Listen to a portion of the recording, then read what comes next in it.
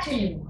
Today, I am with my sister, Attorney Donna May B. Tiongson Jordan, an esteemed lawyer and the Chief of Staff of Cavite Congressman John Ferrer. Hi, Ate, or should I say, Attorney Jordan. First and foremost, I would like to apologize for taking your time and thank you for letting me. Thank you for choosing me as the subject of your school project. Can I start? Okay, what's your first question? Would you mind telling me a bit about yourself? As you have stated, I am a lawyer by profession. I became a lawyer in 2006. So it's 2016. I'm celebrating my 10th year as a lawyer. Currently I am the Chief of Staff of Congressman John Ferrer of the 6th District of Cavite. The 6th District of Cavite is composed of the municipalities of Tansa and Amadeo and the cities of General Diaz and Tres Martires. I've been with him for, as his Chief of Staff, I've been with him for 4 years now. But I started with him in 2010 when he was still a mayor. So, what made you decide to pursue law? It's a childhood dream. My grandfather was a lawyer and I was inspired to pursue law because I told myself there should be somebody in the family who should also become a lawyer. And so here I am, now a lawyer and a Chief of Staff. So, attorney, has being a lawyer enabled you to better perform your duties? Definitely, because as you know, a congressman, the main task of a congressman is to legislate. And my knowledge in the legal process and my knowledge in the law, of course, come very handy in my job as Chief of Staff. Because while others would need other lawyers to consult with respect to the bills that they would want to pass, my boss would just ask me since I'm also a lawyer. So in that manner, it's really advantageous. Like the whole package? Yeah. All in one? Yes, all in one. I need to say this, in my job today, I get to have the best of both worlds because I am a lawyer, my knowledge in the law, I can make use of my knowledge in the law while I am in Congress, and at the same time, I get to help and assist constituents and see the development of the community and the district office.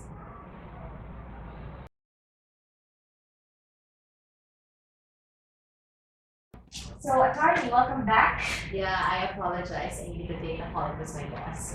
No problem. So, shall we continue? Yes. What exactly do you do as Chief of Staff of a well-known and well-loved public figure? Okay, as Chief of Staff, I need to manage 2 offices. This is the district office, and we have an office in the House of Representatives in Quezon City. In this office, we have 45 members of the staff and security, and in the Congress office, we have 3 members of the staff. Here, what I do is to oversee the work and the outputs of our staff.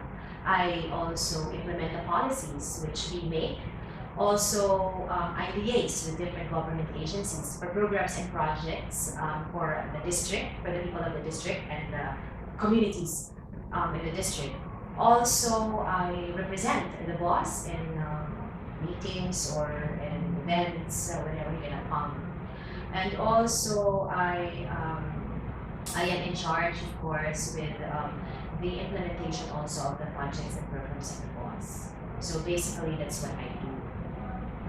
Having such a big job, I wonder, do you enjoy it? Yes, I very much enjoy it. I tell you a story. Before I became a lawyer, I would always tell my dad that if I would be given a job, I would want a job wherein I will be paid for helping other people. Okay, so when I passed the bar and became a lawyer, he told me to apply to the TSWD. I did, but they did not accept me. So I am just very fortunate that I landed on my dream job. In my job, I get to help other people. My task is to ensure that we assist our constituents and we provide basic services to our constituents. So, succinctly put, my job is to see to it that there's community development, and also that we do something to improve the quality of lives of our people. And that inspires you to do your job well every day. Yes, you know, when you see the people smile at you after you have assisted them, um, you feel very overwhelmed already. This is a job wherein thank yous are abundant. Yes, because they expect actually the constituents would expect the congressman to help them in their needs. You might wonder. Why is it that people would still expect that when in fact, as congressmen, their task is to legislate or to make laws. But I think that has been the practice in the Philippines, and I believe that it is advantageous for our people if there are many public officials who would want to help them. That's true. Do you have any other plans, or how do you see yourself in a few years' time? In a few years' time, I see myself still being with my boss, hopefully as his chief of staff, because it's such an honor to be the chief of staff of a congressman like him. Also, I hope and I pray that I be able to finish my master's degree. And in your university, the University of the Philippines Open University, because I just took a leave of absence, since as you are very well aware of, I gave birth to your nephew. So yes, I was compelled to take a leave of absence. So hopefully I graduate in 2018 with God's grace. We'll see you, hopefully, this term, Yes. this incoming term. Yeah. What message can you relay to those aspiring to be lawyers? Just pursue your dreams, and if you want to become lawyers, you need to know how to pray very hard. It's very powerful, especially when taking the bar exams. I must admit that prayers, I got my strength, of course, from my family and from prayers. But you need to be very realistic about it. You need to love reading if you would want to become lawyers. A lot of people would ask me, why is it that I became a lawyer instead of a doctor? Because I think those are the two professions which are always compared to each other.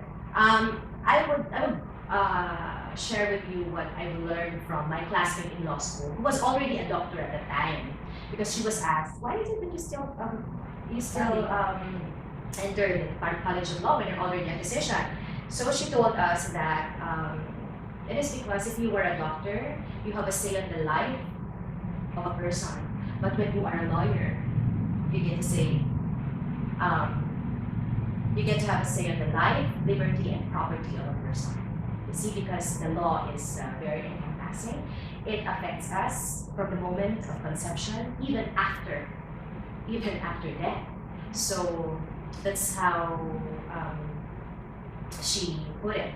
So that's what I would also tell other people. My husband is a physician, and I would always tell him that he might have a say on the life of the people, but you know, as lawyers, we have a say on the life, liberty, and property of people.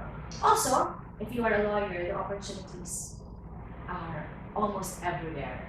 As a lawyer, I'm here. Some lawyers are into law practice, into private practice. Some are in the corporate world, some are in entertainment, some in, we are everywhere.